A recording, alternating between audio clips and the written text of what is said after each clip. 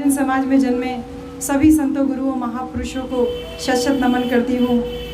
और इसके साथ ही साथ हमारे मंच पे आसीन हमारे परम सम्मानित बड़े पिताजी हमारे शांति स्वरूप बौद्ध जी, उनकी पत्नी जो आज मुख्य अतिथि के रूप में यहाँ पर मौजूद हैं, आपको और यहाँ पर उपस्थित सभी लोगों को मैं एक लाइन से संबोधित करूँगी जो आप अक्सर यूट्यूब और फेसबुक पे सुनते रहते हैं कि गुड मॉर्निंग बोलते हैं तो सुबह की पहचान होती है, गुड इवनिंग बोलते हैं तो शाम की पहचान होती है, वालेकुम अस्सलाम बोलते हैं तो अल्लाह की पहचान होती है, कुछ लोग राम राम कहते हैं तो शायद उनके भगवान की पहचान होती है, पर हम कहते हैं कि जय भीम बोलने से इंसान को इंसान की पहचान होती है।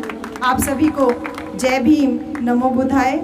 आज का ये पूरा कार्यक्रम शांति स्वरूप बौद्ध जी की स्मृति में मैंने पहले से ही सोच के रखा था कि दिल्ली में जब भी कोई भी छोटा या बड़ा कार्यक्रम ऑर्गेनाइज़ करूँगी तो वो परम सम्मानित शांति स्वरूप जी की स्मृति में ही रखा जाएगा। और इसी बीच में 15 अगस्त को भी संजोग से मैं दिल्ली में ही थी और हमारे बीच में एक हमारे युवा कवि थे और सिर्फ इलाज के अभाव में मुझे बहुत कष्ट हुआ। बाद में पता चला जब बहुत कम उम्र में वो हमारे बीच से नहीं रहे, संजय गौतम मंथन जी, तो उनके अंतिम संस्कार में तो हम पहुंच गए थे और आज उनका शांति पाठ रखा गया है। तो आप लोगों में से बहुत सारे लोग होके भी आए हैं और इधर से वापस उनके पास जाना है, तो हम संजय गौतम मंथन जी को भी आज नमन करते हैं। और इसी के साथ ही साथ इस पूरे, क्योंकि ये अगस्त का महीना वैसे भी बहुत क्रांति का महीना होता था और इस अगस्त में 15 अगस्त को हमने संजय गौतम मंथन जी को तो खोया ही खोया, उसी के साथ ही साथ एक 8 साल के एक बच्चे को जिसका वीडियो वायरल हो रहा था। वो एक छोटा सा बच्चा एक गाने पे ऐसे डांस कर रहा था, ऐसा लग रहा था कि वो हमारा अपना बच्चा है।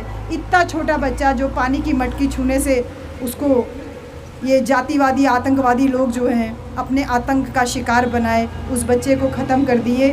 तो उस बच्चे को भी आज हम श्रद्धांजलि देते हैं। और इसके साथ ही साथ हमारे बीच से जो भाई हमारा जितेंद्र मेघवाल, जिसका सिर्फ इतना दोष था कि मूछें रखने पे, वैसे तो हमारे बहुत भाई शहीद हो रहे हैं रोज़ाना, इन जातिवादी आतंकवादियों का शिकार हो रहे हैं, लेकिन इसके बावजूद हमने नाम जितेंद्र मेघवाल जी का नाम आपके सामने इसलिए लिया कि उसका दोष सिर्फ इतना था बेटा कि वो आपकी तरह मूछ रखा था और उसको मारने के लिए ये तथाकथित जातिवादी आतंकवादी दूसरे प्रदेश से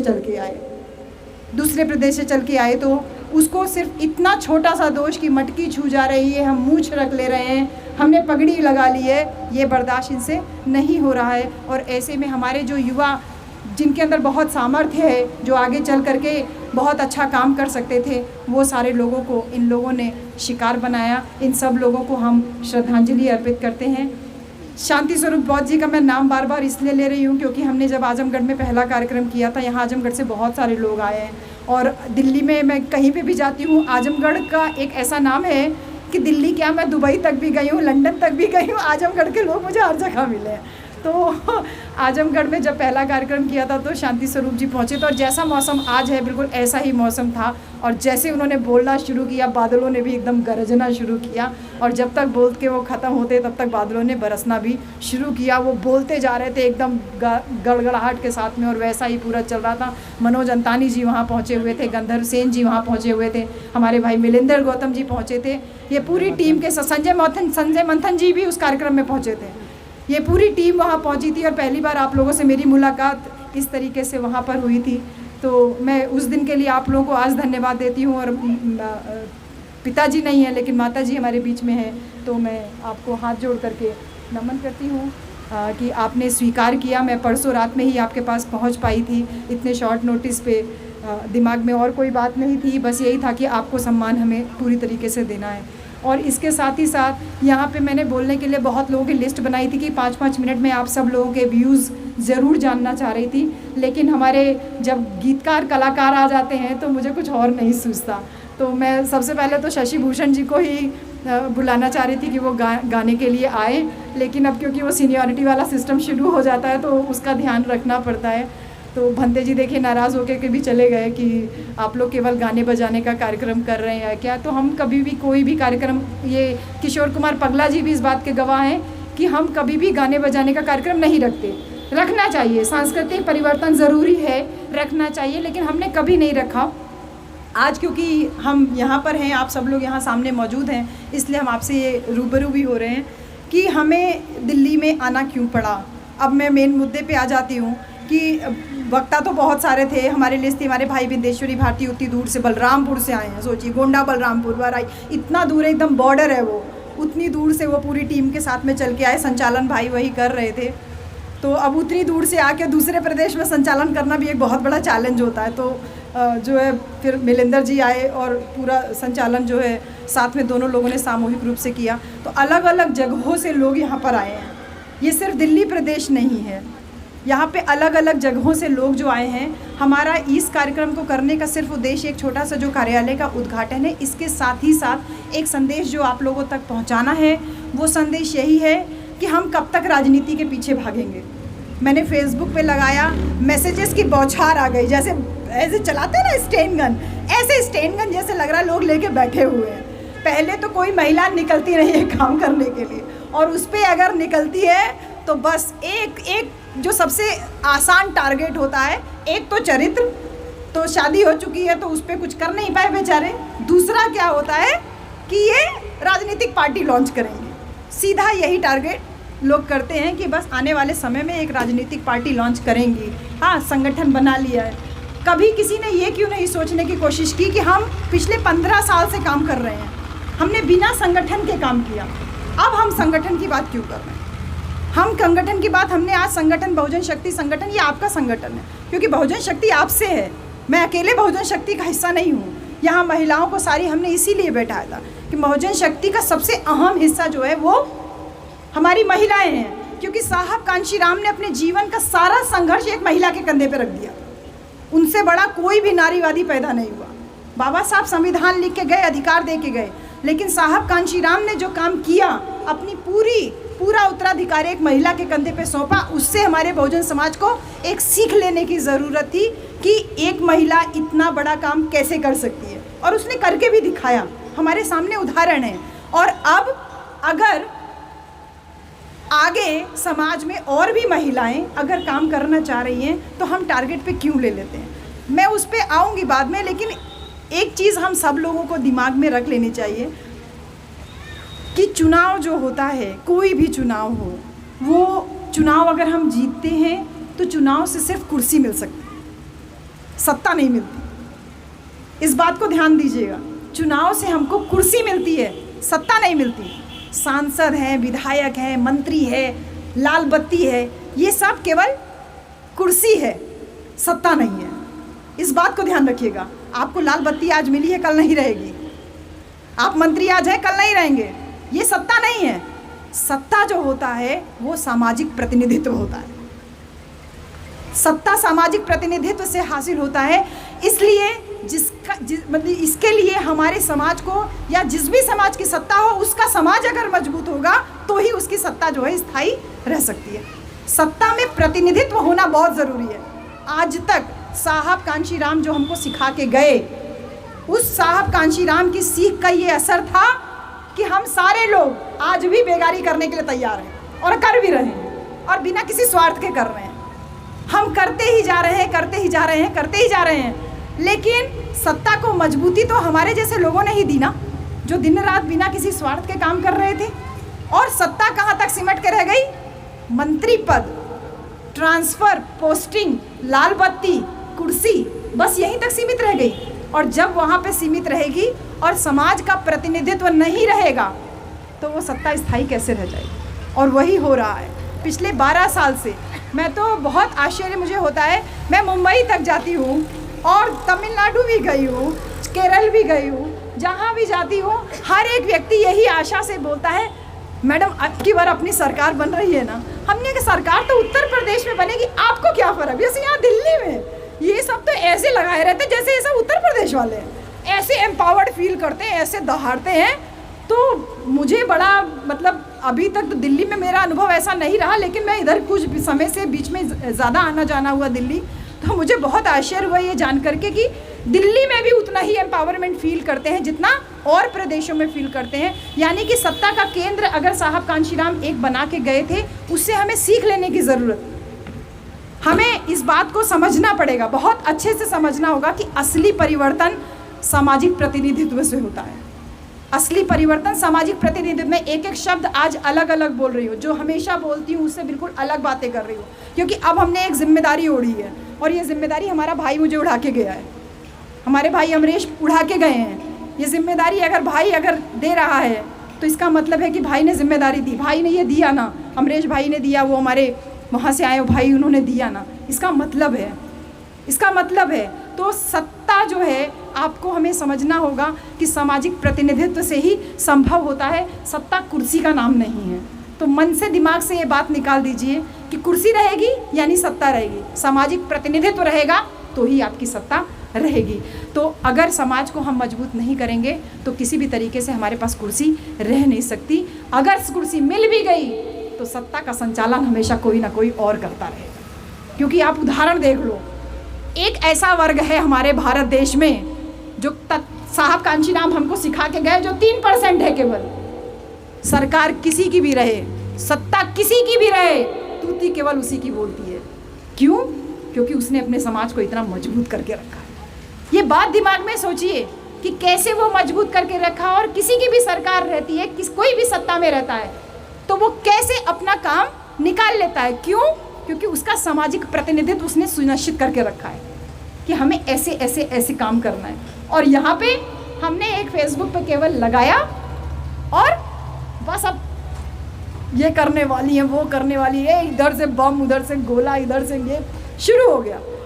तो ये चीज़ ये जान लीजिए, मतलब हमें यह है कि लोकतंत्र में हम रहते हैं। लोकतंत्र में सत्ता का संचालन जो होता है वो कोई एक व्यक्ति नहीं करता है, बल्कि एक वर्ग करता है, एक समाज करता है।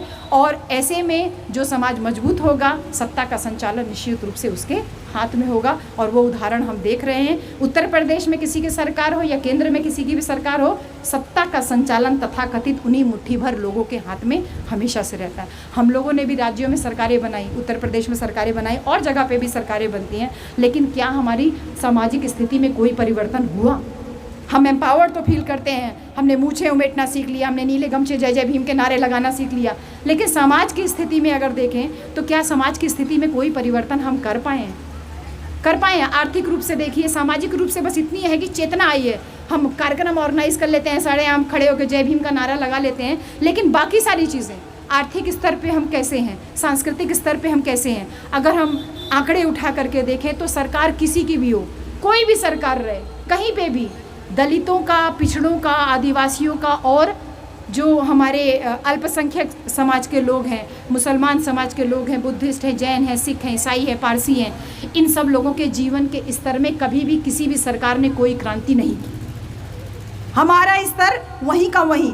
देश का 85% वोटर जो देश की मुख्य धारा में होना चाहिए, जिसका सामाजिक प्रतिनिधित्व होना चाहिए, वो केवल वोटर बन करके रह गया है, वो अपना प्रतिनिधित्व सुनिश्चित नहीं करा पाए। ये बड़ी बात है। और बुद्ध ने ये कहा था कि तार्किक बनो, तर्क से काम करो, भावुक मत बनो। लेकिन हम लोग जो है ना, हमारा समाज बहुत भावुक है, हम हमेशा भावुकता में रहते हैं, और इसी भावुकता ने पूरी तरीके से बेड़ा गर्क किया हुआ है। कैसे बेड़ा गर्क किया हुआ है? हम पार्टियों में बांट लिया हमने अपने आप को कि फला पार्टी के हैं तो समाज के हितैषी हैं, और फला पार्टी के हैं तो समाज के विरोधी हैं। अरे मेरे भाइयों, मैं आपसे बोल रही हूँ, मेरी प्यारी बहनों, एक बार सोच के देखो कि पार्टियाँ कब से हितैषी और विरोधी होने लगी। पार्टियों को तो केवल कुर्सी से मतलब होता है। एक बार कुर्सी मिली, कुर्सी का मतलब आपका वोट, एक बार कुर्सी मिली और उसके बाद उनका कभी भी ध्यान समाज की तरफ नहीं जाता। देश का 85% समाज वैसे ही ठगा का ठगा रह जाता है। इसलिए मेरा अनुरोध है कि अगर हम समाज की मजबूती और समाज की एकजुटता पर अगर हम काम नहीं करेंगे, अगर समाज को सशक्त बनाने पर काम नहीं करेंगे, तो सरकार किसी की भी रहे, हमारा प्रतिनिधित्व नहीं हो पाएगा। और यदि हमने समाज को मजबूत करने का काम शुरू कर दिया, जो साहब कांशीराम हमको सिखा के गए थे, साहब का कैडर बंद हुए कम से कम 30-35 साल तो हो गए होंगे। यहाँ बहुत सारे लोग होंगे जो साहब कांशीराम के साथ में काम किए हैं। वो जो भाई आके बोले थे, काफ़ी बुजुर्ग थे, मुझे लगता है उनको बैठने में तकलीफ़ रही होगी, इसलिए वो चले गए या कहीं पीछे बैठे होंगे। जो आके मुझे आशीर्वाद दे के गए सबसे पहले, मौर्य जी, हाँ क्या नाम था उनका? हाँ, शीलप्रिय जी, शीलप्रिय जी जो बोल के गए, तो वो आज़ादी के पहले के हैं, तो जाहिर सी बात है कि साहब के साथ उन्होंने काम ज़रूर किया होगा। वो हमें सिखा रहे हैं ना कि समाज को अगर हम सशक्त बनाएंगे तभी हमारा प्रतिनिधित्व सुनिश्चित हो पाएगा। इस बात को हमें साहब कांशीराम ने भी कहा था कि अगर समाज मजबूत नहीं होगा, जिस समाज की सामाजिक जड़ें कमज़ोर होती है वो समाज कभी भी राजनीति में मजबूत नहीं हो सकता। साहब का कैडर ख़त्म हुए इतने दिन हो गए, साहब के साथ काम किए हुए लोग बूढ़े हो गए, उनकी बातें लोग सुनते नहीं, आते हैं ऐसे मूँछों पे ताव दे के, नीला गमछा लगा के और जय जय भीम और ग्रेट चमार बोल बोल करके। क्या किसी एक जाति को लेकर के या किसी एक वर्ग को लेकर के कोई क्रांति कर सकते हैं? कभी नहीं कर सकते। इसलिए जातियों पे गर्व करना तो पहले हमें बंद करना ही है। समाज को मजबूत बनाना है तो पहले सामाजिकता हमें स्वयं समझनी है। और वो स्वयं कैसे समझनी है कि एक जाति पे गर्व करोगे, जैसे एक उंगली अगर उठाओगे इसको कोई भी तोड़ सकता है, इसको उठाओगे तोड़ सकता है, लेकिन अगर पांचों एक साथ उठाओगे तो किसी के भी मुंह पे तमाचा मार सकते हैं। साहब ने कहा सामाजिक जड़ें जिसकी मजबूत होती हैं उसी की राजनीति भी स्थायित्व होती है।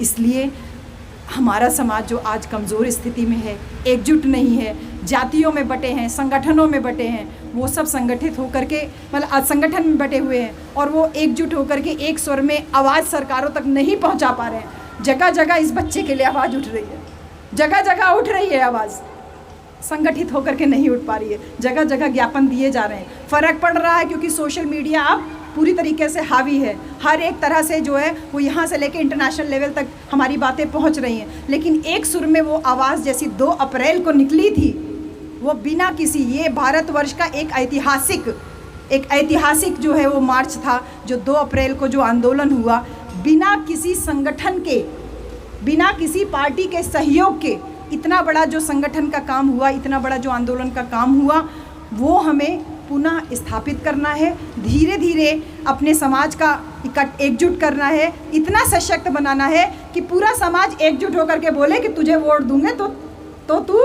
जीतेगा और तुझे वोट नहीं देंगे तो तू जीतने वाला नहीं है। हमारे बीच में जो चमचों, दलालों और पिट्ठुओं की साहब कहते थे जो फौज लगी हुई है, जिसने समाज को बांटने का काम किया हुआ है, और इसी वजह से हमारे समाज में रोज़ाना नई पार्टियां बन रही हैं, क्योंकि सामाजिक परिवर्तन का काम खत्म हो गया ना, राजनीति काम हावी हो गया, राजनीति ऊपर हो गई और समाज पीछे हो गया। रोज़ नई नई पार्टियां बन रही हैं और पहले से जो स्थापित पार्टियां हैं वो लोगों की आकांक्षाओं के हिसाब से परिवर्तन नहीं कर पा रही। युवा बेताब है, शशि भूषण बेताब है राष्ट्र कवि बनने के लिए।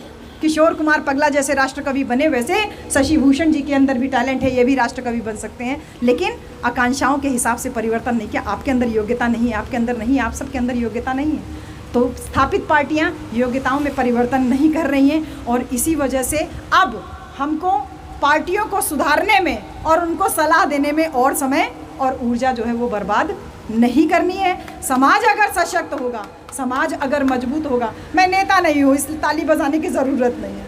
मैं आज मतलब समझ लीजिए मैं बहुत दुखी होकर के ये संगठन का मैंने काम शुरू किया, नहीं तो मैं नौकरी बहुत दिन पहले से ही मैं छोड़ने का प्लान कर रही थी।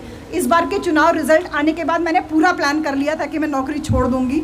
ये तो मेरे घर वाले हमेशा मेरे साथ में रहते हैं, वो कभी नहीं कहते कि नौकरी करो, लेकिन ये जो आपके जैसे मेरे घर वाले हैं ना, जो बाहर वाले, वो मुझे अभी भी थोड़ा मोह में बांधे हुए हैं, जो कहते हैं नहीं बहन जी नौकरी मत छोड़ो, छुट्टी लगा के काम करो, नौकरी आराम से जब थोड़ा मजबूत हो जाओ, समाज को थोड़ा जागरूक कर लो, तब आप नौकरी छोड़ना। तो मैं नौकरी नहीं छोड़ पा रही हूँ, लेकिन मैंने तय कर लिया है कि मैं बहुत दिन नौकरी कर नहीं पाऊँगी। तो अब हमें ऊर्जा उधर बर्बाद नहीं करनी है और समाज को इतना मजबूत कर देना है कि राजनीतिक पार्टियाँ जो है वो हमारे इच्छा के हिसाब से काम करना शुरू करें। मेहनत का काम ज़रूर है, मैं जो बातें कर रही है मेहनत का काम ज़रूर है। साहब कांशीराम को मैं उनकी पीड़ा अब समझ सकती हूँ कि क्यों वो पूना से चल के दिल्ली आए, और फिर दिल्ली वासियों ने कहा कि आपकी बात उत्तर प्रदेश में सुनेंगे लोग, और फिर उत्तर प्रदेश में जब आगरा में गए तो आगरा वालों ने कहा कि आपकी बात आजमगढ़ के लोग सुनेंगे, और तब साहब कांशीराम अपने मूवमेंट को आजमगढ़ लेकर के गए। ये जो बातें हैं, अब एक एक स्टेप पे जब काम कर रही हूँ तब मुझे समझ में आ रहा है कि इस भ्रम को अब हमको निकाल देना है कि राजनीतिक पार्टियाँ खुद किसी समाज का प्रतिनिधित्व करती हैं। कोई भी राजनीतिक पार्टी किसी समाज का प्रतिनिधित्व नहीं करती है। अगर करती होती तो हमारे बीच में पैसों के लेन देन की बातें कभी नहीं होती। इसलिए समाज का प्रतिनिधित्व अब पीछे छूट चुका है। पार्टियां बेमेल गठजोड़ करती है, उनकी मजबूरी होती है, गठबंधन करना है, सरकार बनाना, मजबूरी होती है, क्योंकि उनको कुर्सी प्यारी होती है, उनको समाज से लेना देना नहीं होता, क्योंकि साहब कांशीराम दूसरा तो कोई आएगा नहीं इतना राजनीतिक चतुरता लिए हुए कि वो पार्टियों को अपने कदमों में झुका दें। आज तो हम दूसरों के कदमों में झुकने के लिए तैयार रहते हैं। इसलिए समाज का प्रतिनिधित्व एक मजबूत संगठन ही कर सकता है। और समाज की जो कुछ बहुत सारी जो सामूहिक ज़रूरतें होती हैं, कि जैसे संजय गौतम मंथन जी चले गए हमारे बीच से, किडनी में दिक्कत थी, पैसे के अभाव में इलाज नहीं करा पाए। मुझे कष्ट इस बात का है, मुझे शायद पता होता कि वो पैसे के अभाव में इलाज नहीं करा पा रहे हैं। मैं आप सबसे भी कहूँगी, अगर आप में से किसी को कोई तकलीफ शरीर से जुड़ी हुई है तो भारत देश में हर एक अस्पताल में अपने आदमी मौजूद हैं, अपने डॉक्टर्स मौजूद हैं। आपको बस उनको आइडेंटिफाई करना है। वो पे बैक टू सोसाइटी के लिए तैयार भी बैठे हैं। कोई व्यक्ति हमारे बीच में चला जा रहा है तो ये हमारी सामूहिक आकांक्षा है ना, जैसे मेरी इच्छा है कि हमारे व्यक्ति जो हमारे समाज के लोग हैं, डॉक्टर, इंजीनियर, प्रोफेसर अलग अलग जगह पे हैं, वो सामूहिक रूप से कुछ काम करें, इकट्ठा हों। तो कुछ सामूहिक ज़रूरतें होते हैं, कुछ समाज के सपने होते हैं, जैसे अनामिका जी हैं, पूनम जी हैं, एक से एक क्रांतिकारी महिलाएं हैं। आज तो आई नहीं संगमित्रा जी, नहीं तो कम क्रांति है उनके अंदर भी। तो ये जो समाज के सपने होते हैं, इनका प्रतिनिधित्व जो होता है वो सामाजिक संगठन ही कर सकता है, कोई राजनीतिक पार्टी नहीं कर सकती। इसलिए जब संगठन मजबूत होगा तो कोई भी पार्टी जो है वो हमारी इच्छाओं के साथ खिलवाड़ नहीं कर सकती। और यही सारी जो है समाज में जो पार्टियों के बीच में जो विभाजन हो गया है, इससे मैं 15 साल से लगातार काम कर रही थी और मैं बहुत परेशान थी कि तुम ये वाले हो, हरा झंडा वाले हो, नीला झंडा वाले हो, लाल झंडा वाले हो। इससे बिल्कुल मतलब इस मानसिकता को हराने के लिए और एक संगठित प्रयास, एक सामूहिक प्रयास करने की ज़रूरत थी। और इस जो बहुजन समाज की ये जो कमजोरी है कि हम पार्टियों में बट करके काम करते हैं, हमारे लिए समाज जो है वो पार्टी से नीचे हो जाता है। तो ये इस मानसिकता को हराने के लिए, एक समाज की जो कमज़ोरी है इसको जड़ से ख़त्म करने के लिए, इसको शक्ति में तब्दील करने का समय आ चुका है। और ये बिना किसी मजबूत सामाजिक संगठन के नहीं संभव हो सकता। इसी वजह से इस बहुजन शक्ति नाम के संगठन का गठन किया गया है। ये संगठन आपका संगठन है। मैं फिर बोल रही हूँ कि ये समाज को मजबूत करने के लिए किया गया है। अगर हो सकता है हमारे बीच में कुछ लोगों का पॉलिटिकल मोटिव हो, राजनीति करना बुरी बात नहीं है, लेकिन आपको राजनीति करना है, मैं आपको प्लेटफॉर्म दूंगी, आप आएँ, राजनीति करें। लेकिन राजनीति का ABCD तो पहले सीख लीजिए। राजनीति का मतलब ये थोड़ी होता है कि 2 करोड़ 3 करोड़ दीजिए, टिकट लीजिए और जाके चुनाव में लड़ के आ जाइए। नेता को सामाजिक बहिष्कार का डर ही नहीं रह गया है।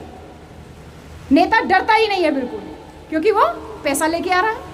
नहीं तो समाज इतना मजबूत हो जाता है, समाज इतना मजबूत है, हमारा साहब का पढ़ाया हुआ अभी भी पाठ हमारे दिलों में है। समाज इतना मजबूत है कि नेता को खड़े खड़े नंगा कर दे, लेकिन नेता को डर ही नहीं है, उसको सामाजिक बहिष्कार का डर ही नहीं है। हम चाहें तो उसको बॉयकॉट कर सकते हैं, बिल्कुल भय नहीं है। इसलिए ये बहुजन शक्ति का एक तरीके से आप समझ लिए दबाव समूह के रूप में भी ये काम करने के लिए संगठन बनाया गया है कि हमसे राजनीति है, राजनीति से हम नहीं। ये जो गलतफहमी इन लोगों ने पाल रखी है, ये बहुजन शक्ति एक सामूहिक प्रयास है। और जो है मतलब हम पहले कोशिश कर रहे थे कुछ संगठनों से जुड़ने की कि हम क्यों ना उसी में काम किया जाए। तो हमने ये पाया कि कुछ संगठन शिक्षित लोगों का है, जो नौकरी पेशा लोगों का है, कुछ युवाओं तक है, कुछ केवल सांस्कृतिक क्रियाकलापों तक है सीमित, और कुछ ऐसे भी है जिनकी विचारधारा स्पष्ट नहीं है, खाली बस ताव देखना और बस मुकदमे लड़वाना, यही सब काम रह गया। तो युवाओं में जो एक उग्रता और आक्रामकता का जो बीज बो रहे हैं, ये कहीं ना कहीं जो है वो समाज जो है इससे बहुत खोखलेपन की तरफ जा रहा है। क्योंकि हमें युवाओं को शिक्षित करना है, उन्हें आंदोलन की आग में ढकेल करके उनका करियर चौपट नहीं करना है। तो अन्य संगठनों के इतिहास को जब हमने खंगाला तो हमने पाया कि किसी का भी कोई फ्रूटफुल रिजल्ट नहीं है, कोई रिजल्ट ओरिएंटेड काम नहीं कर रहा है। काम सब कर रहे हैं, जागृति का कार्य तो कर रहे हैं, लेकिन रिजल्ट ओरिएंटेड होना चाहिए ना। आप कोई एक विधानसभा निकाल के दिखा सकते थे ना, आप एक प्रधानी का चुनाव जीत के दिखा सकते थे ना। हम काम कर रहे थे बिना संगठन के, और हमने जाने कितने प्रधान जनरल कैटेगरी में अपने समाज के बैठा दिए। समाज मजबूत हो गया ना। वो 10-12 गांव के लोग थे, उसमें 4-5 गांव के लोग इकट्ठा हो गए, उन्होंने कहा हमारा ही प्रधान होएगा, हमारा ही हुआ। जिला पंचायत सदस्य गाजीपुर, बलिया, देवरिया, जो जो एरिया हमारा पूर्वांचल का बेल्ट है, आजमगढ़, इन सारी बेल्ट में हम जाने कितने जिला पंचायत हमने निर्दलीय जो है वो टिकट नहीं मिला उनको, क्योंकि बेचारे कमज़ोर बच्चे थे, गांव के बच्चे थे, नहीं कर पाते, लेकिन समाज के लिए समर्पित थे, वो निकल के आए समाज में सामने। तो रिजल्ट ओरिएंटेड काम होना चाहिए कि समाज अगर प्रतिनिधित्व करने के लिए तैयार है तो समाज को प्रतिनिधित्व का मौका मिलना चाहिए। तो अगर हमने देखा कि लोग ज़्यादातर आपस में ही उलझे हुए मिले, कुछ लोगों में बहुत दूरदर्शिता नहीं मिली कि आगे क्या करना चाहते हैं, तो हमने फिर यही सोचा कि किसी निर्जीव संगठन में जान फूंकने में एनर्जी लगाने से बेहतर है कि किसी तरीके से कोई विवाद में ना पड़ा जाए, बल्कि निर्विवाद तरीके से एक्शन प्लान करने का ये समय आ चुका है। अब हम करेंगे, फिर से उसको उठाएंगे और करेंगे और लेके आगे बढ़ेंगे। तो इतने 36 संगठन बने हुए हैं, हजारों सैकड़ों संगठन बने हुए हैं, तो हमें एक्शन, डायरेक्ट एक्शन प्लान का करने का समय आ गया है। और इसीलिए आज समय है हमें साहब कांशीराम की विरासत को, उनकी बनाई हुई पूंजी को, उनके साहब की विचारधारा को और तथागत गौतम बुद्ध के आदर्शों को, इन सबको हमें संजोए रखना है, जिंदा रखना है। और ये महान विरासत कमज़ोर और खोखले कंधों से नहीं जो है संभाली जा सकती। तो इसलिए हमें भागीदारी को, जो एक अंतिम छोर पे बैठा व्यक्ति है वो आपसे एसोसिएट कर सके। जब हम गांव में जाते हैं, उनके बीच में बैठ के खाना खाते हैं, तब उनको लगता है अच्छा बहन जी आप इतनी बड़ी प्रोफेसर हैं, हमारे साथ में बैठ के खाना खाती हैं, हमारा कपड़ा गंदा, हमारा घर गंदा, प्लेट गंदा। मैंने कहा जिस प्लेट में आप खा सकते हो वो प्लेट गंदा कैसे हो सकता है? जिस प्लेट में आप प्रतिदिन खा रहे हो वो गंदा कैसे हो सकता है? तो जाहिर सी बात है उसका एक जुड़ाव अलग तरीके का होगा। समाज का आखिरी छोर पे जो बैठा हुआ व्यक्ति है, अगर वो आपसे अपने आप को एसोसिएट कर लेता है तो आप मिशन में सक्सेसफुल हो, आप एक जो है अपने आप को सफल मान सकते हो। और यही सारी उद्देश्यों को लेकर के, इन सारे सपनों को साकार करने के लिए, समाज को वापस संगठित करने के लिए, भागीदारी सुनिश्चित करने के लिए इस बहुजन शक्ति का गठन किया गया है। क्योंकि बहुजन शक्ति सिर्फ एक नाम नहीं है, एक सोच है ना। हर एक व्यक्ति बहुजन शक्ति है, एक सोच है, एक उड़ान है जिसको हमें तय करना है। तो बहुजन शक्ति की जो हमारी टीम है, जैसे वो बैठ रहे, अभी जो डीपी बौद्ध जी देवरिया से आए थे, बोल रहे थे, ये सारी टीम के लोग 65+ हैं और ये दावा करते हैं कि मैडम आपका कार्यक्रम लंदन में भी होगा तो भी हम पैसे का जुगाड़ करके टिकट करके हम वहाँ ज़रूर पहुँच जाएंगे। 65+ व्यक्ति के अंदर इतना जज्बा है। वो देवरिया एक कोना उस छोर से यहाँ से चले आए, तमाम साथी आए हमारे देवरिया से, अरविंद गौतम मैनेजर जी हैं, बहुत लोग आए हैं, अलग अलग जिलों से लोग आए हुए हैं। तो ये सारे क्या है, मतलब बहुजन शक्ति ही तो है ना, एक उड़ान है जिसको हमें तय करना है। तो हमारे सारे साथियों ने, जो हमारे सलाहकार हैं, हमारे बुद्धिजीवी, हमारे जो सीनियर लोग हैं, इन सब लोगों ने तय किया कि इसका नाम बहुजन शक्ति होना चाहिए। और इसका जो लोगो है, मैं सीधे फोकस उसी पे कर रही हूँ, इसका जो लोगो आप देख रहे हैं, ये लोगो चक्र है और उस चक्र पे खड़ा हुआ हाथी है। तो ऑटोमेटिकली बहुजन शक्ति को ये अपने आप में डिफ़ाइन कर रहा है। सम्राट अशोक ने हमें जो धम्म चक्र दिया, जिसको बाबा साहब ने भारत के संविधान में और इसके साथ ही साथ जो तिरंगे में लगाया, उस तिरंगे को चौरंगा बनाया और उस चौरंगे को आज ये मजबूर कर रहे थे 20-20 रुपए में ख़रीदने के लिए। तो ये एक कमर्शलाइज कर रहे हैं हर एक चीज़ को। आपको भी धन से जोड़ना है, अपने मिशन मूवमेंट को थोड़ा सा इस बात को ध्यान रखना है कि जैसा काम सम्यक प्रकाशन ग्रुप कर रहा है, इसने मिशन को अर्थ से जोड़ दिया है। अब वो केवल खुद नहीं कमा रहे हैं, उनके तो पिताजी पूंजी लगा के चले गए, वो आप सबको अवसर दे रहे हैं। पूरे देश दुनिया में हम लोग के गांव देहात में किताबें मिलती कहाँ? सम्यक प्रकाशन की। किसी की किताबें मिले ना मिले, सम्यक प्रकाशन की किताबें ज़रूर मिलती हैं। तो आर्थिक रूप से आप मजबूत कर रहे हैं ना, आप तो हैं, लेकिन आपकी सोच कितनी बड़ी है। और उस दिन कपिल भाई से मैं मिली तो कपिल भाई ने कहा कि हमने पूरे परिवार को भी लगा दिया अब पापा के जाने के बाद, हर एक व्यक्ति कमाए। तो केवल वो आपका परिवार, आपके परिवार तक सीमित नहीं है, ये परिवार हम जानते हैं कि पूरे समाज तक सीमित। एक समाज को आगे बढ़ाने का कार्य, बहुजन शक्ति को एक शक्ति देने का कार्य सम्यक प्रकाशन जैसे जो प्रकाशक हैं ये कर रहे हैं। तो ये जो प्रतीक चिन्ह है, ये अपने आप में सेल्फ एक्सप्लेनेटरी है कि ये 24 तीलियाँ होती हैं इसमें चक्र में, और वो 24 तीलियाँ हमको 24 घंटे चलायमान रखने के लिए कहती हैं। आप लोग कह रहे थे ना कि मैडम अपना बचा हुआ समय समाज को देती हैं। बचा नहीं, मैं बचा हुआ समय नौकरी को देती हूँ, क्योंकि मैं खा तो समाज की रही हूँ ना, तो मैं बचा हुआ समाज को कैसे दे सकती हूँ? जिसका ज़्यादा हिस्सा है तो जिम्मेदारी उसके प्रति मेरी ज़्यादा है ना। साहब ने कहा जिसकी जितनी हिस्सेदारी उसकी उतनी भागीदारी। हम हिस्सेदारी ज़्यादा ले रहे हैं ना, मैं प्रोफेसर हो गई, वो भी इतनी बड़ी यूनिवर्सिटी में, मैंने ज़्यादा हिस्सा ले लिया ना, तो मुझे बाकी सबकी भागीदारी ज़्यादा सुनिश्चित करनी है। तो एक सेल्फ एक्सप्लेनेटरी लोगो है, हाथी है। साहब ने कहा बहुजन समाज हाथी के समान विशाल है, इसको अपनी शक्ति का एहसास नहीं है। ये जातियों में बटा है, जहाँ धोबी से पासी कहता है मैं तुझसे ऊंचा, पासी से चमार कहता है मैं तुझसे ऊंचा, उससे कहार कहेगा मैं तुझसे ऊंचा, कहार से अहिर कहेगा मैं तुझसे ऊंचा, अहिर से लोहार कहेगा मैं तुझसे ऊंचा। सब एक दूसरे से ऊंचे नीचे में लगे हैं और नतीजा क्या होता है कि वो सरकार बना लेते हैं हमारे ऊपर चढ़ के, और हम धोबी पासी अठिक खटिक लोहार सुनार चमार में, मौर्या कुशवाहा इन्हीं सब में उलझ करके रह जाते हैं। तो धम्मचक्र को चलायमान करना है। 24 तीलियाँ जो है 24 घंटे आप चलायमान रहिए। और इसके साथ साथ हाथी जो बहुजन समाज का प्रतीक है, इसको किसी पार्टी से जोड़ के मत देखिएगा। ये साहब का दिया हुआ लोगो है और साहब ने कहा ये हमको बाबा साहब दे के गए हैं, ये हमारे साहब दे के गए, हमारे महापुरुष दे के गए हैं। ये इस ऊर्जा को, इस बहुजन समाज को अपनी शक्ति का पुनः एहसास, क्योंकि साहब ने एहसास करा दिया था, इसको पुनः एहसास कराना है। और समाज को मजबूत करने के 2 तरीके हो सकते हैं। मैं जल्दी बात करने की कोशिश करूँगी क्योंकि हम लोगों को सबको संजय गौतम जी के यहाँ भी जाना है। समाज को मजबूत करने के 2 तरीके होते हैं। एक तो आप सत्ता प्राप्त कर लीजिए, सत्ता प्राप्त कर लीजिए, और जैसे हुआ था एक बार अपने उत्तर प्रदेश में भी, सत्ता प्राप्त कर लीजिए और उसके बाद ज़मीन का पट्टा बांटिए, स्कूल खोलिए, कॉलेज खोलिए, स्मारक बनाइए और समाज में सत्ता मिल जाने के बाद में समाज को मजबूत करने का काम करें। एक तो ये तरीका। दूसरा तरीका है समाज में नीचे लेवल से, एकदम ग्रास रूट लेवल से, हर मोर्चे पर मजबूत करते हुए, समाज को मजबूत करते हुए सत्ता में भागीदारी सुनिश्चित करें। अभी तक साहब कांशीराम जब तक थे तब तक तो हम दोनों तरीके से चल रहे थे। वो ग्रास रूट लेवल पे भी काम कर रहे थे और ऊपर लेवल पे भी काम कर रहे थे। लेकिन ज़्यादातर और जगह पे देखा जाए तो ज़्यादातर पहला तरीका ही अपनाया जाता है कि सत्ता में आएंगे तब ये होगा, सत्ता में आएंगे तब ये होगा, ना नौमन तेल होगा और ना राधा नाचेंगे।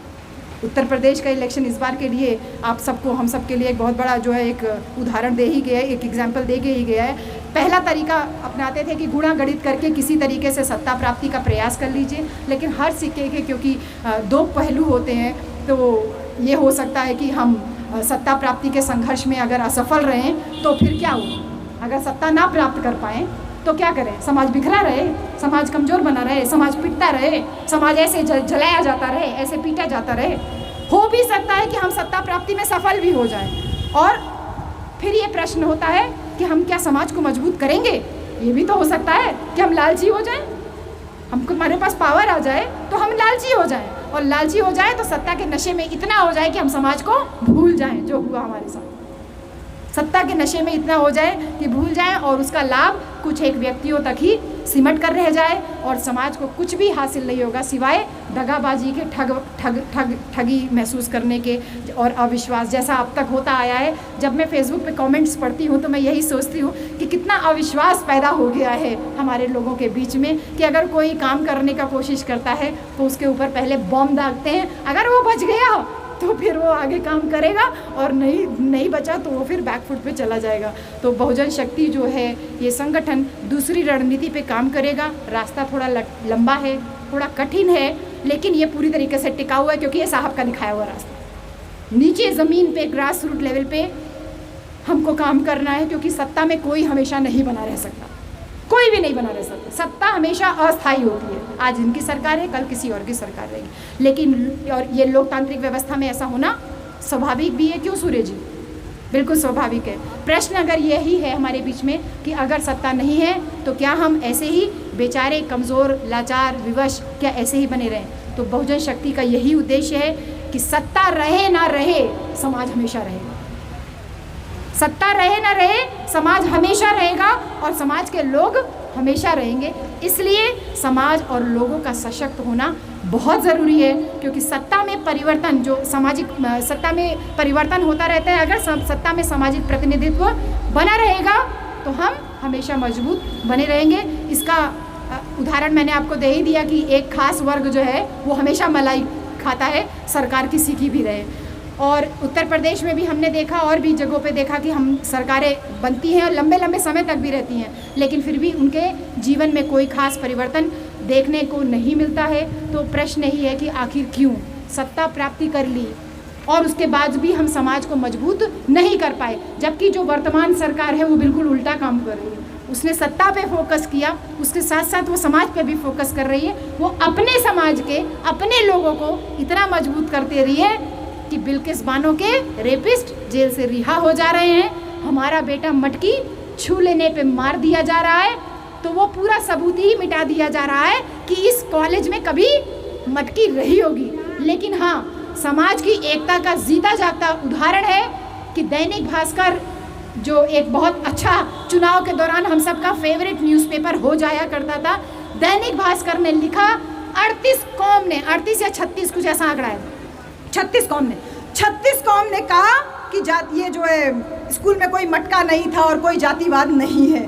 और दिलीप मंडल जैसे काफ़ी सीनियर जो पत्रकार वगैरह, उन्होंने एक मुहिम छेड़ी कि हम ये डिमांड करते हैं दैनिक भास्कर से कि उन 36 कौम का नाम अपने अखबार में छापे कि वो 36 जातियाँ कौन हैं जो जातिवाद को ख़त्म नहीं करना चाहती, और वो कह रही हैं कि जो उस टीचर ने किया वो गलत नहीं था और स्कूल में कोई छुआछूत ऊंच नीच नहीं है। और उस मुहिम का एक फ़ायदा भी जो है वो आज हमको देखने को मिला कि आज पूरे दैनिक भास्कर के पेपर से पूरी न्यूज़ ही गायब है। जालौर की घटना की पूरी न्यूज़ गायब है। यानी कि समाज मजबूत हुआ ना, एक व्यक्ति ने आवाज़ उठाई और उसका हजारों लोगों ने समर्थन किया, तो इसका मतलब है कि राजनीति को आपके सामने झुकना पड़ा। ऐसा ही मजबूत समाज जो है बनाने की कोशिश हमें करनी है, क्योंकि हम सत्ता में सामाजिक भागीदारी अगर नहीं निभा पाए, इसी वजह से हम सत्ता का लाभ नहीं ले पाए। सत्ता चिरस्थायी नहीं होती है, बार बार यही बात बोल रही हूँ कि लाभ लेना अगर है, समाज रहेगा तभी तो लाभ ले पाओगे। समाज को पीछे छोड़ दिया, साहब के कैडर बंद हो गए, तो कैसे समाज आगे बढ़ेगा। और जो कैडर किए हुए लोग थे उनके भी बहुत बड़ी जिम्मेदारी है कि आप निष्क्रिय हो गए। आप कहते हैं कि आपको समाज में कोई नहीं पूछता, कोई नहीं सुनता।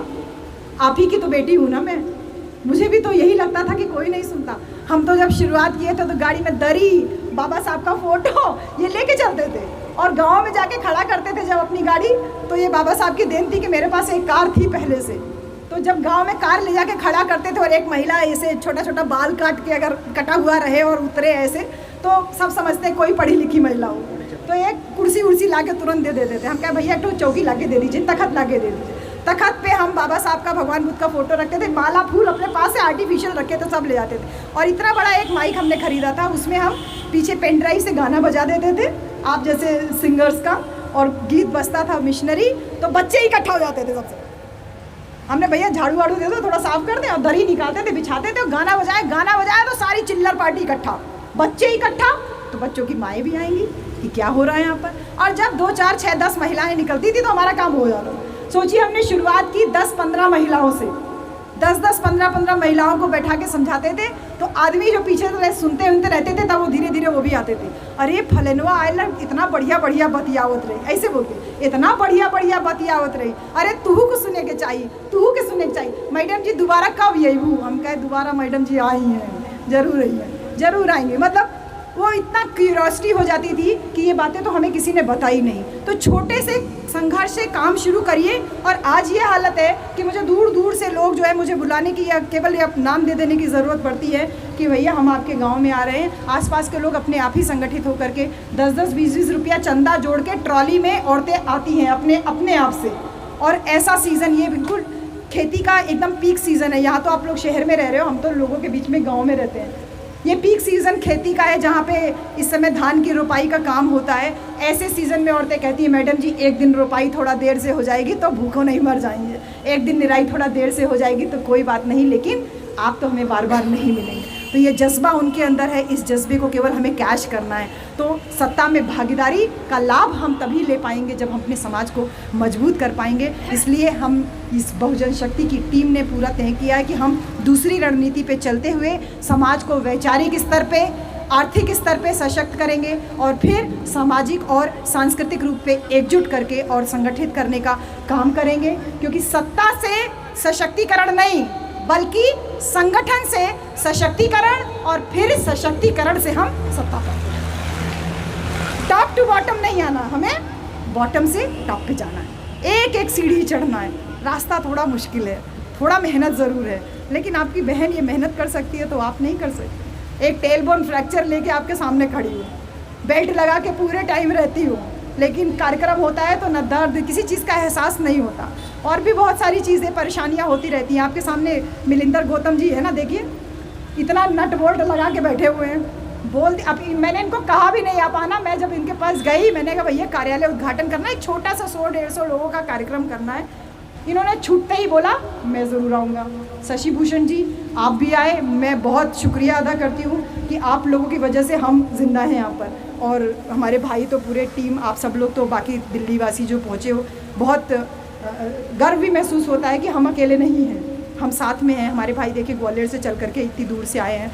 तो ये जो बॉटम से टॉप पे जाना है हमें, भागीदारी हमारी जो शक्ति है वही हमारी भागीदारी तय करेगी, और फिर भागीदारी ही सत्ता की दशा और दिशा तय करेगी। सत्ता हमारे आगे मजबूर हो, हम सत्ता के आगे मजबूर ना हो। क्योंकि ये जान लीजिए, पार्टियां और पार्टियों के लोग, आपने देखा होगा अगर वीडियोस देखिए तो ये सब पार्लियामेंट हाउस से बाहर निकलते हैं तो एक दूसरे से गले मिलते हैं, खाते पीते हैं, उठते बैठते हैं, और पार्लियामेंट के अंदर ये सब एक दूसरे के खिलाफ जहर उगलते हैं, और उस जहर को खूब जूम कर करके टीवी में दिखाया जाता है, और हमारे दिमाग को उसी तरीके से ब्रेन वॉश जो है वो किया जाता है। तो इस बात को समझिए। जैसे उत्तर प्रदेश के विधानसभा चुनाव में एक सवाल बहुत रहा कि लोग चंद रुपयों पे बिक गए, राशन पे बिक गए, नकार नहीं सकते। मिलिंद गौतम जी गवाह हैं इस बात के। मिलिंदर जी ने इतना बढ़िया फार्मूला दिया कि 100 करोड़ अगर आपके पास हैं, अरे आपके पास तो हज़ारों करोड़ की संपत्ति है।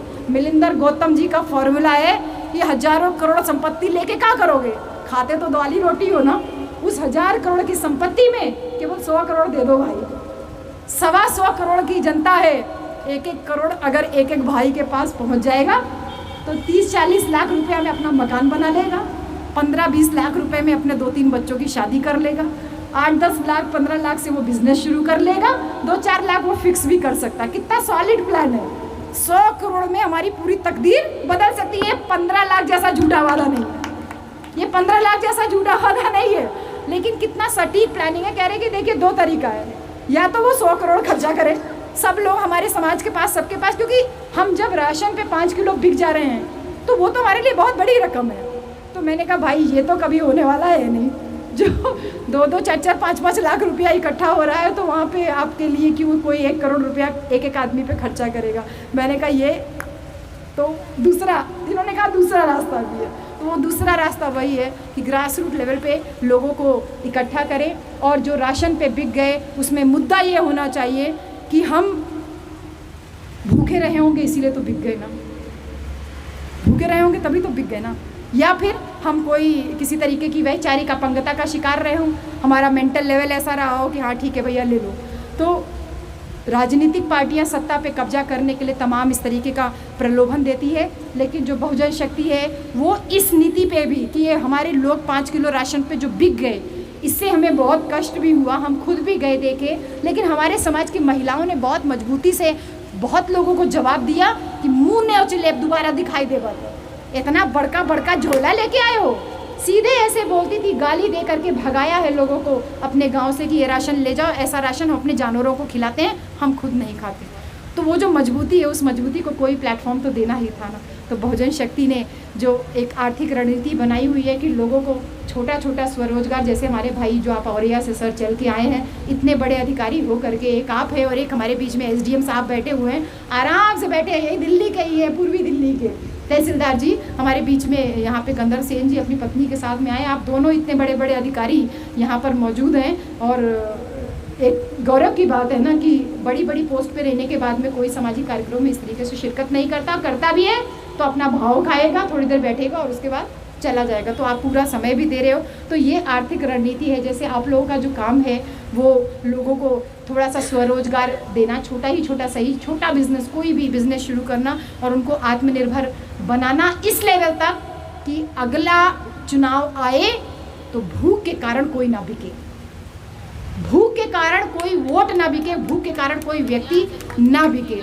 इसलिए प्लीज़ मैं फिर कहूँगी कि मैं नेता नहीं हूँ, मैं केवल वैचारिक रूप से लोगों को, आप लोगों के माध्यम से लोगों तक ये संदेश पहुँचाना चाह रही हूँ कि युवाओं में जो एक वैचारिक अपंगता डाल दी गई है कि खाली तुम्हें ताव देना है मूँछों पे और ग्रेड बने घूमना है। ये जो वैचारिक अपंगता का शिकार हमारे बच्चे हैं, इनको प्रेरित करना है कि आप हायर एजुकेशन लीजिए और इस हायर एजुकेशन के साथ साथ आप अंग्रेज़ी सीखिए।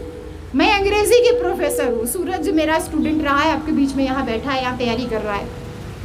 इस बात का ये बच्चे गवाह है कि अगर टीचर क्लास में खड़ा होकर खाली अंग्रेज़ी बोलता है तो बच्चा एक भी शब्द बोलने के लिए हिम्मत नहीं जुटा पाता, और अगर टीचर हिंदी बोलता है तो उसके बच्चा गुरुजी या कैसे गुरुजी, ये होता है। ये फ़र्क है भाषा का। अंग्रेज़ी सीखिए, वो आपको संस्कृत सिखा रहे हैं, आप अंग्रेज़ी सीखिए, किसी के बहकावे में आने की ज़रूरत नहीं है। हायर एजुकेशन लीजिए, युवा बच्चे, स्पेशली युवा बच्चे हायर एजुकेशन लीजिए और इसके साथ साथ आपको हर एक स्तर पे सहयोग दिया जाएगा। जितना हमारा सामर्थ्य है हम उस सामर्थ्य के हिसाब से आपको सहयोग देंगे, ट्रेनिंग देंगे, आपको जो है कोई करियर काउंसलिंग है वो प्रोवाइड कराएंगे, और भी जो लोग संगठन काम कर रहे हैं उसके माध्यम से आप लोगों तक रीच पहुंचेगी। और इसके साथ साथ जो हमारे इस युवाओं में जो उग्रता और आक्रामकता हो रहा ना, हर एक चीज़ का बदला केवल थाना घेर करके ही ले सकते हैं, नहीं, आप थाना घेर के अपना 2-4 काम करा सकते हो।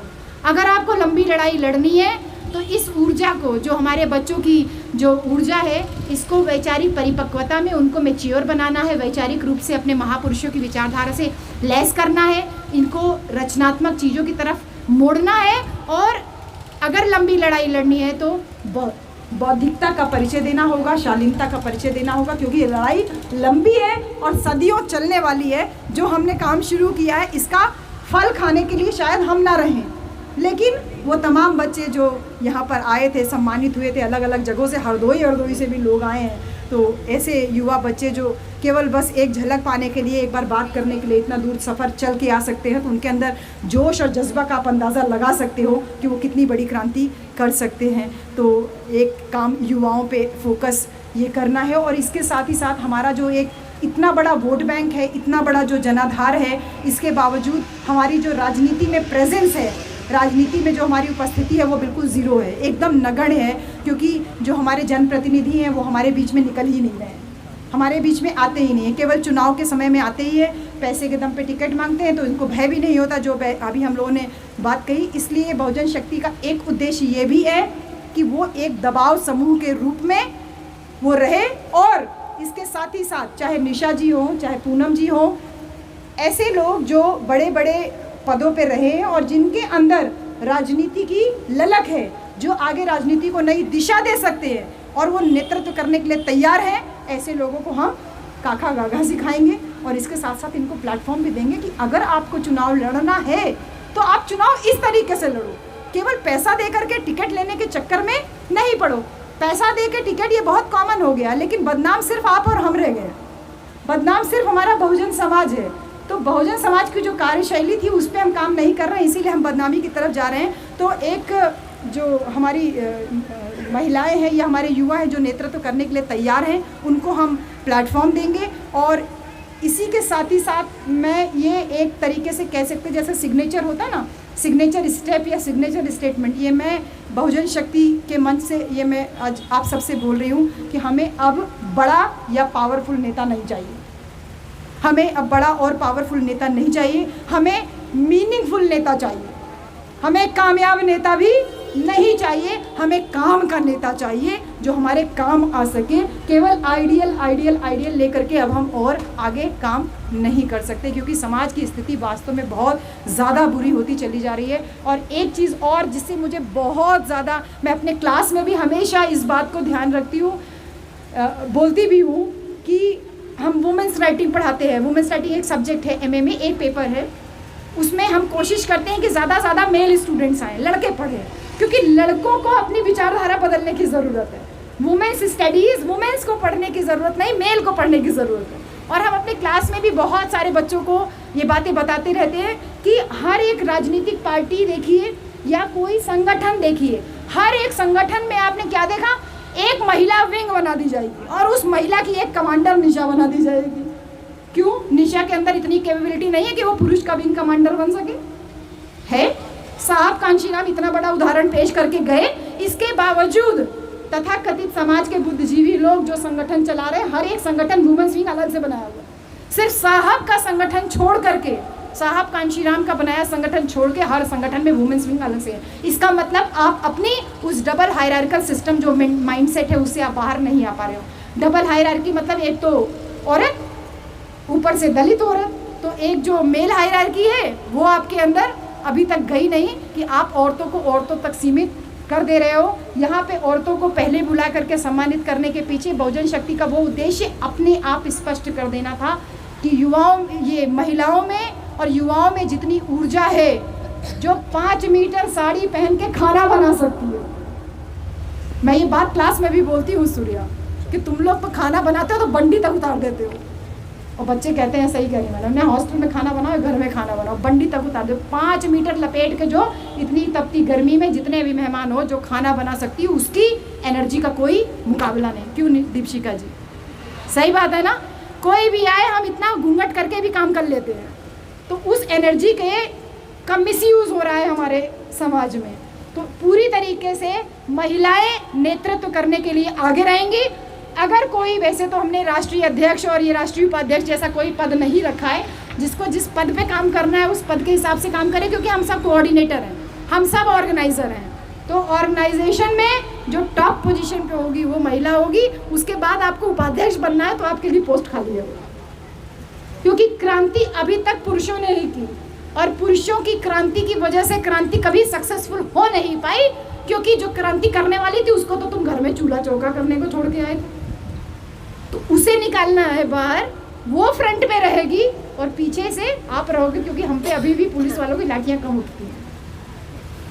ठीक, इतना बेनिफिट हमें अभी मिलता है। तो हमें अब एक वुमेन लीडिंग जो है, वुमेन लीडर्स रहेंगी, पीछे जो एसोसिएट्स रहेंगे वो आप लोग रहेंगे। सर कोई दिक्कत तो नहीं है?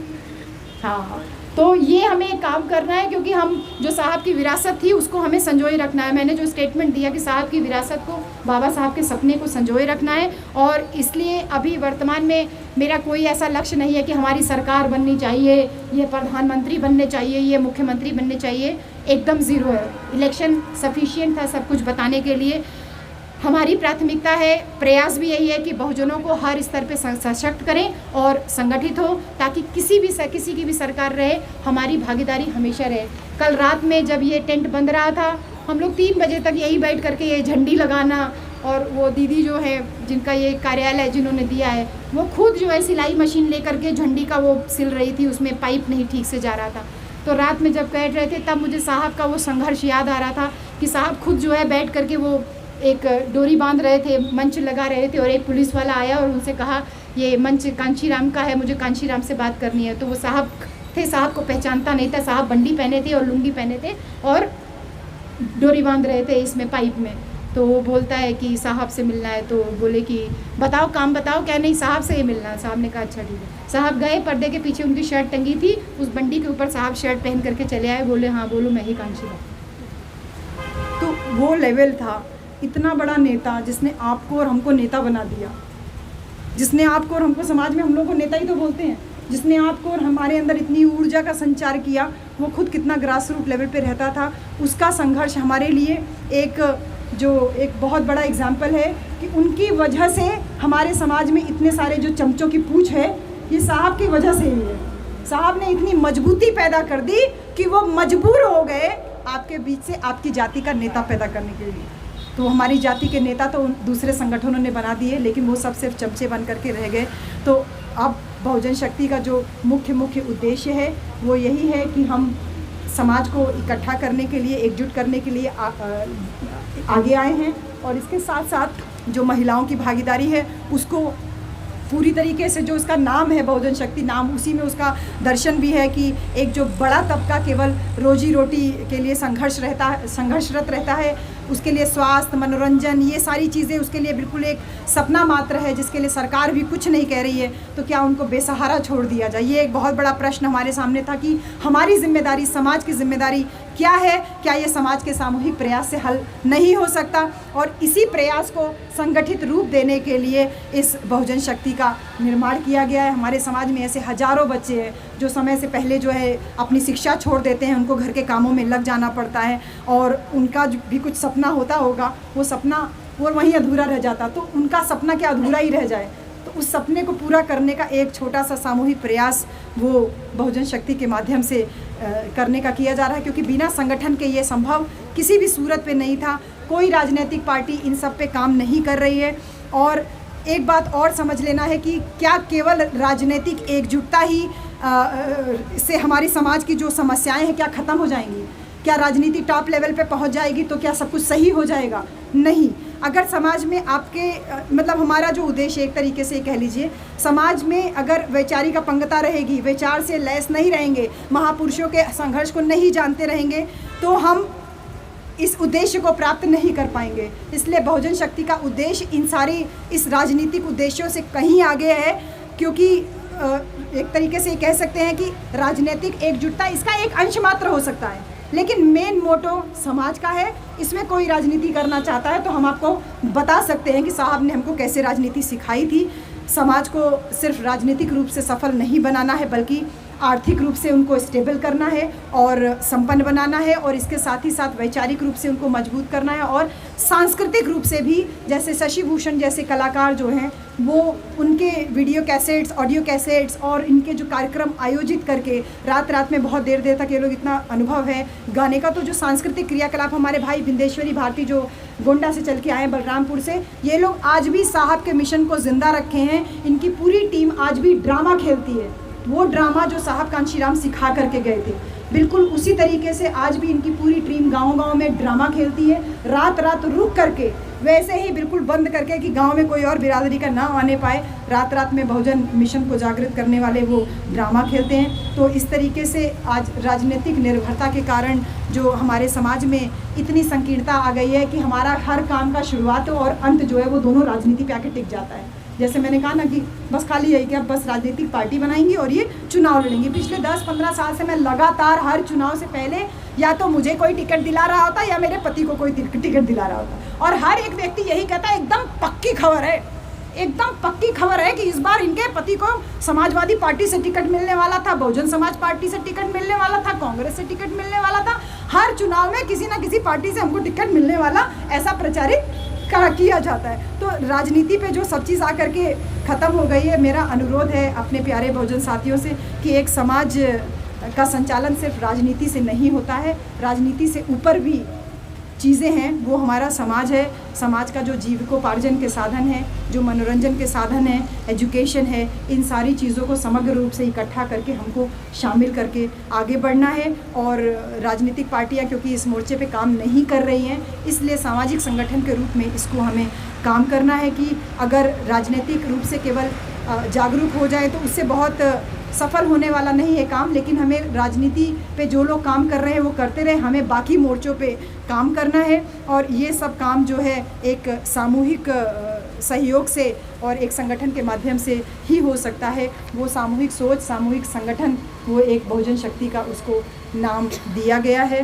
तो मैं एक जो है नारा एक तैयार किया है इस बहुजन शक्ति के लिए कि बहुत हो गई अंधभक्ति, हाँ बहुत हो गई अंधभक्ति, अब अपनाओ बहुजन शक्ति। बहुत हो गई अंधभक्ति, अब दिखाओ बहुजन शक्ति, अब दिखाओ बहुजन शक्ति, अब अपनाओ बहुजन शक्ति। छोड़ो भक्ति, अपनाओ बहुजन शक्ति, छोड़ो भक्ति, दिखाओ बहुजनों की शक्ति। ऐसे छोटे छोटे नारे आप लोग भी बनाइए और बना करके इसको समाज के बीच में प्रेरित कीजिए, क्योंकि मान के चलिए कि जो प्लानिंग चल रही है वो एक बहुत ख़तरनाक प्लानिंग चल रही है। और उस खतरनाक प्लानिंग में अगर हम इधर 1.5-2 साल में समाज के एक तबके को मजबूत नहीं किए, एक तबका मतलब हम एकजुट होकर के जगह जगह जो काम कर रहे हैं, तो जिस एरिया के तबका मतलब कैटेगरी, कम्युनिटी, जाति नहीं है, यहाँ फट से बातों को तोड़ते मरोड़ते हैं। तबका का मतलब एरिया है, तो एरिया वाइज अगर लोगों को संगठित नहीं किए, हमने एक प्लानिंग बनाया था 2032 का मिशन हम ले करके चल रहे थे। वो प्लानिंग सक्सेसफुल हो सकती थी, लेकिन हम उससे और एडवांस लेवल पे आज पहुंच चुके हैं कि आज सोशल मीडिया के माध्यम से जो क्रांति चल रही है वो क्रांति मल्टीप्लाई हो रही है। पहले हम ये कहते थे कि एक आदमी जो है कम से कम एक आदमी को सिखाए और वो एक आदमी को सिखाए, इस तरीके से चेन बनता चला जाएगा। तो बहुजन शक्ति संगठन में एक नारा हमने और दिया है, 1+10 का। जो नेटवर्क मार्केटिंग का बिजनेस आजकल बहुत चल रहा है, और जब उसको स्टडी किए तो हमने कहा समाज में नेटवर्क मार्केटिंग बहुत ज़रूरी है। और इसीलिए 1+10 का है कि आप सदस्यता लीजिए।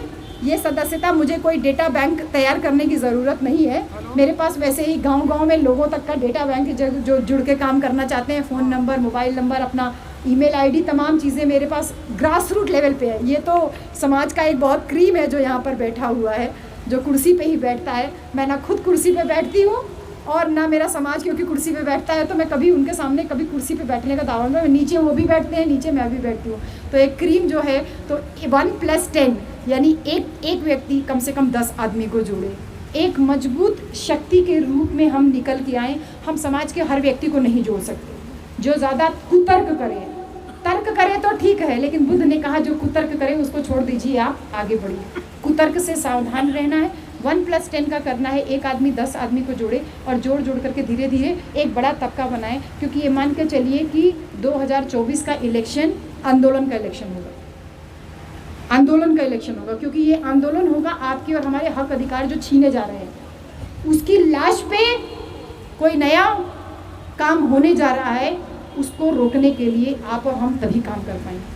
साल भर का टाइम हम ले करके पूरा प्लानिंग बना करके आपके बीच में आए। इसीलिए ये कार्यक्रम को हमने बहुत लो प्रोफाइल रखा। हम चाहते तो कॉन्स्टिट्यूशन क्लब में कर सकते थे, रामलीला मैदान में कर सकते थे। हमको क्या करना था, थोड़ा लोगों तक प्रचार प्रसार ज़्यादा करना था, थोड़ा पैसा ज़्यादा खर्चा होता, थोड़ा लोगों से मांगना ज़्यादा पड़ता। हम मांग के ही काम चला रहे हैं, हमारी सैलरी तो पूरी समाज के काम में ही चली जाती है। तो हम अपना खर्चा जो है लोगों से मांग के चला लेते हैं कि भैया थोड़ा। ये हमारे भाई बैठे हुए प्रवीण जी आजमगढ़ से आए हैं। 2017 में इनके पिताजी से मेरी मुलाकात हुई, और मैं आपको बताऊं 2017 से मैंने आज तक अपने घर में गेहूं और चावल नहीं खरीदा। कपिल जी, 2017 से आज तक मैंने अपने घर में गेहूं और चावल नहीं खरीदा। और मैं इस बात का भी दावा करती हूँ, बल्कि मैनेजर साहब आज अनफॉर्चुनेटली नहीं है, सोनू जी के पिताजी, प्रवीण राज जी के पिताजी नहीं है वो। मैं ये दावा करती हूँ, मेरे बड़े भाई भी यहाँ पर आज आके बैठे हुए हैं, कि मुझ पे अगर मुझे एक छींक भी आ जाती थी तो मेरे घर वालों को फिक्र नहीं होती थी। लेकिन मेरे वो मैनेजर साहब जो मेरे पिता से बढ़ के थे, वो गाड़ी तुरंत हायर, उनके पास गाड़ी भी नहीं थी, वो तुरंत गाड़ी बुक करके मुझे देखने बनारस पहुंच जाते थे। और उन्हीं की देन थी कि हम इतने लंबे समय से लगातार जितना पूर्वांचल के बेल्ट में सर्वाइव कर पा रहे हैं। उन्होंने कहा कि बच्चे तो पल ही जा रहे हैं जो भी है, लेकिन आपके जैसी बेटी हमको दोबारा नहीं मिलेगी। तो 5-6 साल से लगातार समझ लीजिए कि मेरा पूरा खर्चा एक तरीके, जब गेहूँ चावल जो दे रहा हो तो वो खर्चा ही तो उठा रहा है। उसके अलावा मैं कोई बीड़ी सिगरेट तो पीती नहीं, दारू भी नहीं पीती, तो मेरा कोई खर्चा तो ऐसा है नहीं। तो आज वो तो नहीं है, लेकिन उनके बेटे प्रवीण राज जी हमारे बीच में है, ये मेरा छोटा भाई है। तो ये भी जैसा साहब का, मैनेजर साहब का संघर्ष था, वैसे ही एक संघर्ष का साथी आपके बीच में यहाँ पर हैं। और हाँ, जो अलग अलग जगह से लोग आए हुए हैं, आप सारे लोग ये जितनी भी बातें रिकॉर्ड कर रहे हैं, बात सुन रहे हैं, इन सारी बातों को आपको 10-10 लोगों को बताना है। 10 लोगों का मतलब चौराहे, चट्टी, चौपाल लगाना शुरू करिए, अपनी विचारधारा का प्रचार कीजिए। आपको दूसरी की विचारधारा को नेगेट नहीं करना है। आप नेगेट करोगे, किसी ने बात को तोड़ मरोड़ दिया, कुछ उल्टा सीधा हो गया, आपका काम खत्म हो जाएगा। हमारे सुखदेव बौद्ध जी यहाँ पर आए हुए हैं, यहाँ दिल्ली में बहुत अच्छा काम वो कर रहे हैं, तो उनका एकदम स्पष्ट विचारधारा है, टू द पॉइंट रहिए, अपनी बात करिए, दूसरे को नीचा दिखाने की ज़रूरत बिल्कुल भी नहीं है। तो जो अलग अलग जगहों से आए हुए आप हैं, आप सारे लोग, हमारे भाई जिया लाल जी देखिए आए हुए इतनी दूर से, प्रधान जी नहीं आए, प्रधान जी ने अपना प्रतिनिधित्व, प्रधान जी का बेटा है वो, मतलब इनकी माँ प्रधान है, वहाँ से जो है चल के आए। और एक जो सबसे मजबूत है, जो भाई ने, हमारे बिंदेश्वरी भाई ने गाना गाया था, बहुजन समाज के 3 कप्तान, दलित, पिछड़ा, आदिवासी और मुसलमान। 3 कप्तान नहीं, 4 कप्तान है, वो थोड़ा गलत नारा हो गया, अभी उसको इम्प्रूव करना है। तो जो हमारे सबसे मजबूत कप्तान हैं, हमारे भाई सैयद कंबर जफ़र जी, जो हर एक कार्यक्रम में एक मजबूत पिलर के रूप में रहते हैं, चाहे पूर्वांचल का कोई कार्यक्रम हो या किसी और जगह का कार्यक्रम हो। हैदराबाद में भी मेरा कोई कार्यक्रम होता है तो कंबर भाई कहते कोई जाने के लिए साथ में नहीं है, तो खाली आप 2 चल रहे हो तो मैं शैडो बन के आपके साथ में चलूँगा। तो जब ऐसा दमदार भाई हमारे बीच में हो, सैयद कंबर जफ़र भाई, वो भी आजमगढ़ के हैं लेकिन बेसिकली रहते लखनऊ में हो। अभी आ रही हूँ, मैं आपके पास भी आ रही हूँ। आप तो सर्वोच्च है, आप तो सर्वोच्च है, मैं आप तक भी आ ही रही थी इसके बाद। तो मैं ऐसे भाई जो हमारे जो अल्पसंख्यक भाई यहाँ पर मौजूद हैं, मैंने कंबर भाई का नाम इसलिए ले रही हूँ क्योंकि मैं ये मान के चलती हूँ कि मेरा भाई भी कहीं नहीं पहुँच, जैसे वो मेरे पिताजी के लिए मैंने बोला कि वो कभी नहीं मेरे बाप पहुँच पाएंगे, लेकिन मेरे मैनेजर साहब हमेशा वो पिता से बढ़ के थे, वैसे ही मेरे भाई शायद ना पहुँच पाएँ, लेकिन मेरे कंबर भाई जो है वो हर जगह पर मौजूद रहेंगे। आज इतनी दूर से चल करके वो अपनी पूरी टीम के साथ में यहाँ पर आए हैं। और एक चीज़ और मैं भूलूँ ना, यहाँ जितने लोग हो सब आप मेरे सम्मानित हो, लेकिन क्योंकि गजराज जी ने, सरदार जी ने बोल दिया, सरदार जी की मैं क्या बोलूँ, मैं वैसे सबसे आखिरी में इनका ही नाम लेने वाली थी। सरदार जी का अनुभव, ये साहब कांशीराम के साथ में काम किए हुए, मेरी इनसे मुलाकात अभी 3-4 दिन की ही मुलाकात है, और इनसे मुझे ये पता चला कि दिल्ली में जो है सबसे ज़्यादा काम अगर किसी ने किया तो वो आजमगढ़ का एक बंदा था, उनका नाम था बलिहारी बाबू, जो हमारे शांति स्वरूप जी के साथ में ही, वो भी उसी दौरान पे 1-2 दिन के अंतर पे वो हमको छोड़ करके चले गए। तो आपका अनुभव वही साहब कांशीराम के समय का है, साथ का है। और एक एक बात को एकदम स्पष्ट तरीके से कल सुबह मैं देख रही थी, मैंने कहा ये तो बहुजन शक्ति को जितना बेहतर मैं नहीं समझा सकती, उतना बेहतर तो हमारे भाई गजराज जी ये समझा सकते हैं, हमारे सरदार जी पहुंचा सकते हैं, समझा सकते हैं। इतने अच्छे से किसी भाई को वो फ़ोन पे समझा रहे थे, तो मैंने कहा मुझे उद्देश्य, मैं तो पॉइंट्स बनाई थी कि ये पॉइंट्स पे बात करूंगी, लेकिन बिना पॉइंट्स के हमारे भाई गजराज जी ने उसको एकदम स्पष्ट कर दिया। तो बहुत धन्यवाद ऐसे भाई को। मैं चाहती थी कि भाई 5 मिनट के लिए यहाँ आकर के बोले, लेकिन वो मिसमैनेजमेंट थोड़ा समय का हो गया, क्योंकि मुझे आप सबको सम्मानित करना था। ये क्रीम जो यहाँ पर आई है, ये क्रीम मैं जानती हूँ कि मैं देश दुनिया के किसी कोने में रहूँगी, आप ज़रूर पहुँचोगे। तो 1+10 जो सदस्यता अभियान है, अंत में एक छोटी सी बात और है कि हमने वेबसाइट भी ले ली है www.bahujanshakti.org। तो फेसबुक के माध्यम से, वेबसाइट के माध्यम से भी हम जुड़े रहेंगे। और हाँ, सदस्यता शुल्क जो आखिरी चीज़ है, सदस्यता शुल्क हमने 200 रुपये नहीं रखा है, 500 रुपये भी नहीं रखा है, 100 रुपये भी नहीं रखा है, 50 रुपये भी नहीं रखा है, 1 रुपया भी नहीं रखा है। साहब ने कहा था 1 वोट 1 नोट, 1 नोट 1 वोट का नारा दिया था साहब ने। तो अब आज 1 रुपया मैं आपसे मांगती तो आप बोलते कि मैडम ढोंग कर रही हैं, दिखावा कर रही है, नाटक कर रही है। इसलिए मैं आपसे एक नोट मांगूंगी ज़रूर, लेकिन वो 1 नोट 1 रुपये का नहीं होगा, 10 रुपये का होगा। तो बहुत नॉमिनल 10 रुपये का सदस्यता शुल्क रखा गया है। खुशी खुशी संगठन से जुड़िए। संगठन को काम करने का मतलब, मुझे राष्ट्रीय अध्यक्ष नहीं बनना है, मैं पहले बता देती हूँ आपको, ठीक। मुझे राष्ट्रीय नहीं बनना है, वो नहीं बनना है, मुझे समाज को एकजुट करना है, और उस एकजुट करने में आप एक राष्ट्रीय अध्यक्ष के रूप में काम कर सकते हो।